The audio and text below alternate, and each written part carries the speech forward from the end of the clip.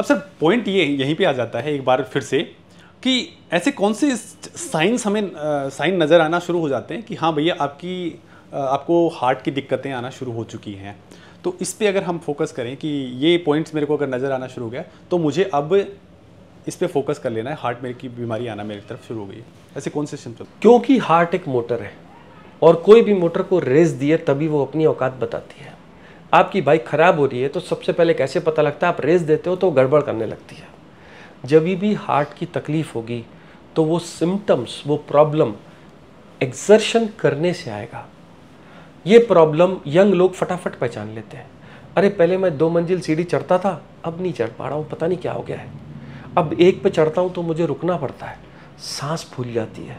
2 बातें हो सकती हैं, या तो आपकी एक्सरसाइज कैपेसिटी, आदत खराब हो गई है तो आप काम ही नहीं करते, या आपके हार्ट में कोई ना कोई कमी आ गई है। चाहे चेस्ट पेन हो, चाहे सांस फूलना हो, ये एक्सर्शन के साथ आना चाहिए। दूसरी चीज़, हार्ट आने की बैकग्राउंड होती है। अब मैं हर आदमी को देख करके उसको बीमार नहीं बोलता।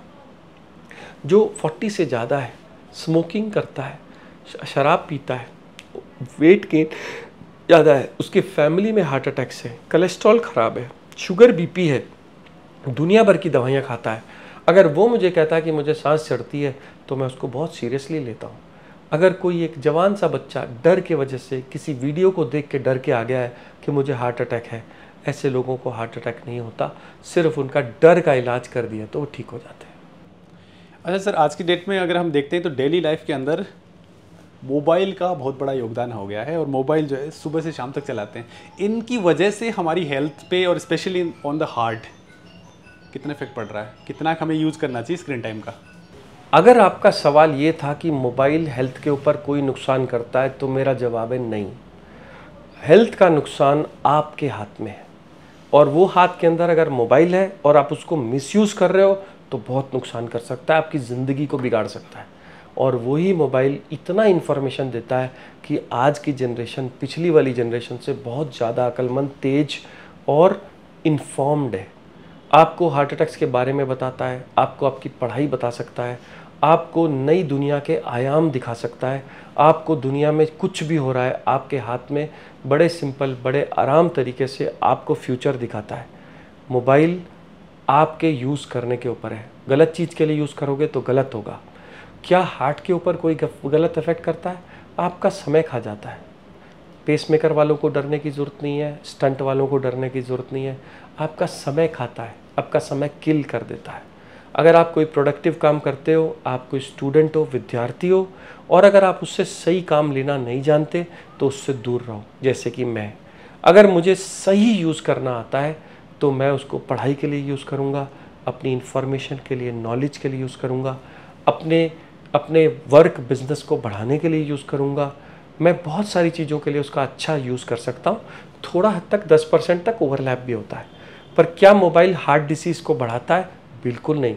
क्या बैड रेज छोड़ता है? बिल्कुल नहीं। क्या ब्लू रेज आंखों को ख़राब करती हैं? आज तक कोई डाटा नहीं है। क्या मैं मोबाइल यूज़ करता हूँ? हाँ करता हूँ। क्या मैं मोबाइल का बैड यूज़ भी करता हूँ? बहुत हद तक नहीं, पर एक 4-5% हर एक लोग। कभी कभी आपकी रील्स देखने का मन करता है तो मैं इंडिया न्यूज़ वालों की न्यूज़ रील्स खोल खोल के देखता रहता हूँ। ओके, बहुत बढ़िया सर। सर एक और चीज़ आ जाती है कि अभी आपने बात करी कि जो स्टेंट वाले या फिर जिनको कार्डियक अरेस्ट पहले कुछ आया है, सर उन लोगों को क्या करना चाहिए? क्योंकि एक बार प्रॉब्लम में आ चुके हैं, अब उसके बाद एक डर का साम्राज्य क्रिएट हो चुका होता है और जाहिर सी बात है सर उनका जेब कटना भी शुरू हो चुका होता है एक तरीके से लंबे तौर पे और कंटिन्यूस चलता है। तो ऐसे जो लोग हैं सर, वो कौन कौन से काम कर सकते हैं या उनको कौन से काम करने चाहिए? पहली बात, अपनी आजीविका चलाने के लिए। सेकंड, उनको कौन कौन सी चीज़ों का और बिल्कुल स्ट्रिक्टली ध्यान रखने की ज़रूरत है कि ये ध्यान रखना है, अदरवाइज फिर आप फ्री हो बिल्कुल। अगर आपको स्टंट डला है और आप चाहते हो कि ये दूसरी बार आप वहाँ पे ना जाएं, खर्चा ना करें, स्टंट ना डलवाएं, बाईपास के चक्कर में ना पड़ें, तो पहले डॉक्टर से ये पूछिए, साहब मुझे स्टंट डला क्यों? अगर आप स्मोकर थे और नॉनवेज खाते थे तो क्या नॉनवेज कारण था या स्मोकिंग कारण था?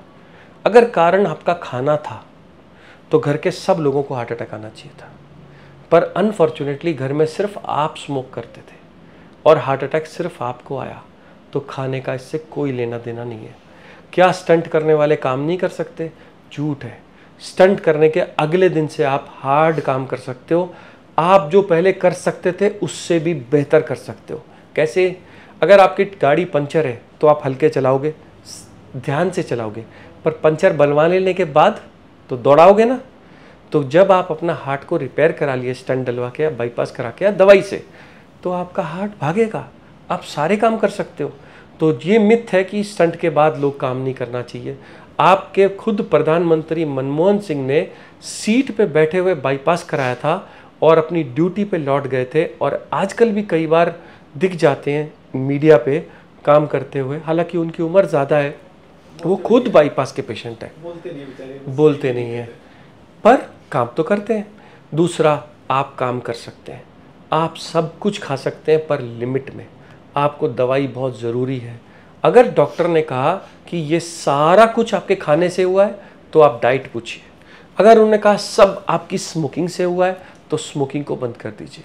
अगर उन्होंने कहा सब का मुझे कुछ भी मालूम नहीं है तो बिल्कुल मत डरिए। एक इत्तेफाकन अपना एक्सीडेंट हो जाता है तो सिर्फ संभल के चलने की ज़रूरत होती है, ज़रूरी नहीं वो बार बार आता है।